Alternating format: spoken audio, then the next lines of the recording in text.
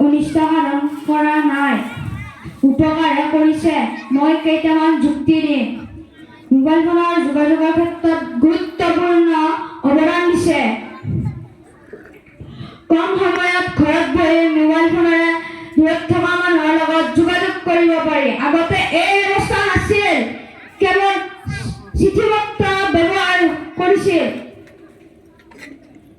Mobile ফোনেৰে কিতাপ নহ'লে আমি মোবাইল ফোনত ডাউনলোড কৰি কিতাপ পঢ়িব পাৰোঁ। নজনা বিষয়বস্তু মোবাইলত শিকিব পাৰোঁ। মোবাইল ফোনত আমি বেংকৰ দৰে টকা পইচা মোবাইল ফোনেৰে আমি লেনদেন কৰিব পাৰোঁ। আমি বেংকত নগলেও হয়। মোবাইল ফোনেৰে বস্তু অনলাইন দিও আমি কিনিব পাৰোঁ। ইয়াত বজাৰৰ ব্যৱস্থা আছে। মাননীয় অধ্যক্ষ মহোদয়,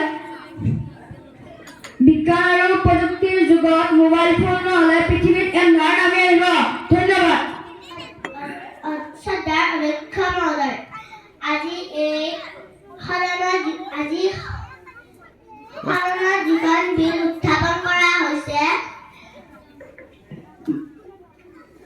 মই একমত, কিয়নো বৰ্তমান মোবাইল ফোনে ছাত্ৰ-ছাত্ৰীৰ ক্ষতি সাধন কৰিছে।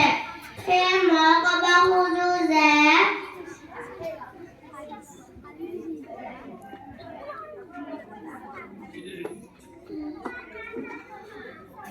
ছাত্ৰ-ছাত্ৰীসকলে যিবোৰ মেছেজ টাইপ কৰি আনলৈ পঠিয়াই তেওঁলোকে অসমীয়াত শুদ্ধকৈ লিখিব নোৱাৰে।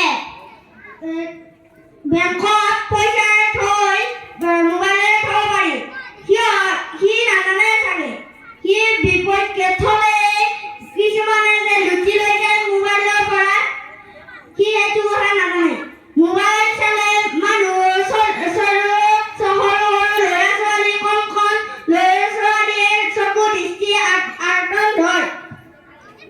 আৰু মোবাইল চালে মোবাইল চাই ভাত খাবলৈ পাহৰে। সৰু ল'ৰা-ছোৱালীবিলাকে মোবাইলত গেম ডাউনলোড কৰিয়ে খেলে। আৰু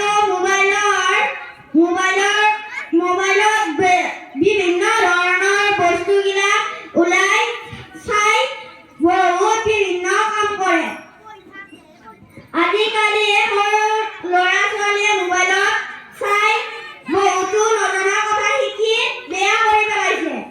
মোবাইল পৃথিৱীত আহিলে সেইটো আমি কিবা বেলেগ কৰি পেলাব বিচাৰে মানুহবিলাকক।